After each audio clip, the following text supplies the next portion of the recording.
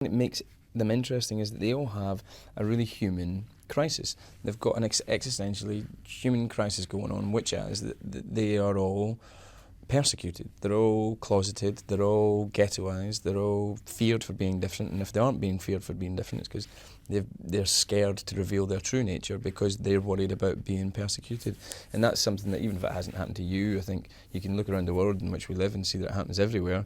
Has done for however long, and it will do for however long. And that makes it quite a human thing, actually, I think.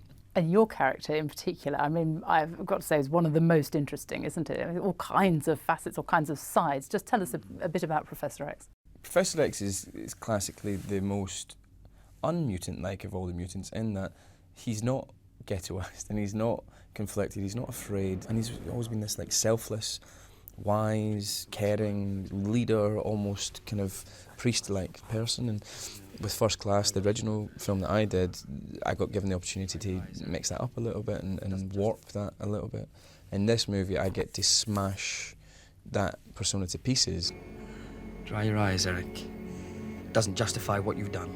You've no idea what I've done. I know that you took the things that mean the most to me. Well, maybe you should have fought harder for them. If you want to fight, Eric, I will give you a fight! Let him come. You abandoned me! You took her away and you abandoned me! Mutant brothers and sisters, you abandoned us all. We were supposed to protect them! Eric!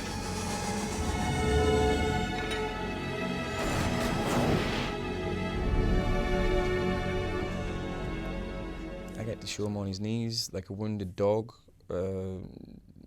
abusing drugs, abusing alcohol, being very ashamed of who he is, and rejecting his position as one of the kind of benevolent leaders of a burgeoning new species, and so yeah, I get to mess with this audience of fans' perception of him. These people who they hold him so dear and are really precious about his persona. I get to kind of kick the front doors in at that building and set it on fire. Tell me, when you're filming these things, I mean, what it is like, because so much of this, I mean, this is a huge, big budget film, isn't it? $225 million. Something like that, yeah. A lot of it is done with special effects. Where are you filming in green studios? Are you filming, I mean, is it There's quite, a little bit of it. Is it quite difficult to do that kind of stuff? Do you know, I always say I'd rather be working in a green screen studio with a good script than working in a beautifully realised physical location that has a bad script. The thing that makes it difficult is when you're doing rubbish. And it may just be the case that quite a lot of movies that utilise a lot of green screen happen to have rubbish scripts as well. This film is in 3D.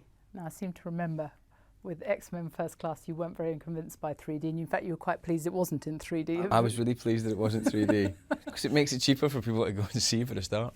Yeah, am I convinced about 3D? Probably not, but I've watched a couple of movies that I thought, oh, I was glad that was 3D. And I definitely feel that way about Days of Future Past. But quite often I find that just, you know, after the first 5 minutes, you stop noticing that it's 3D for a start. So why are they doing it? Just for money? Because it bumps the money up and it bumps the DVD price up, and I think it is a con a lot of the time, but not Days of Future Past. Of course. I must just ask you, obviously, as a very famous Scotsman, about the forthcoming referendum. Because, you know, I am so... Do you get dragged into this all the time? I've never been dragged into it. I refuse point blank. But I've got an issue with politicians anyway. They seem to be very good at arguing and very good at lying. And I am also part of a profession that are trained to lie and to in a way tell a story, win an audience over, win an argument. So I always worry when politicians side with actors, because you've got double lying going on, or double even if they're not lying, they're like the most untrustworthy people. You can't believe a word that comes out of my mouth. How can you? Anyway, do I want to say anything? I feel like the political argument is redundant. I feel like, I'm not apolitical, I'm not anti-political, but I do feel like in this case the political argument is redundant. The people that we're listening to and who are winning us over or not winning us over, be it for independence or for be it the continuance of unification, are may not be there in 5 years, may not be there in 10 years. The policies will change. And so we're basically listening to a political argument that is based on your lives will be better. It's the same as any political argument for any election. It's redundant. the people who take over could change everything. If you want to be independent because you just want to be and it matters to your heart, then go for it. And no matter how hard it is, whether it's better or worse, you'll still get what you want. But if you're going into it because you think things are going to be better or worse, if you're voting for or against because you think it's going to be better or worse, I think that is a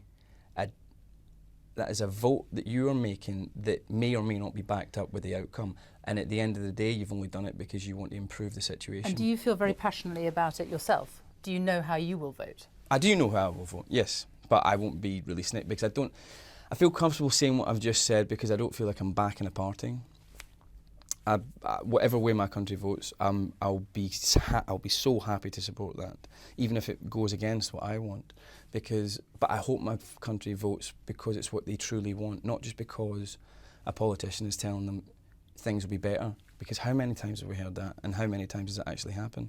Why do we think we're going to be better simply because we've gone independent? Why is it going to be right this time? If you want independence, go for it. But go for it because you look yourself in the mirror and it's really important for you to be separate from the person down the road. If you want to be together, then go for it. But go for it because you believe in being together and the world being bigger instead of smaller. James McAvoy, thank you very much. Thank you. Cheers.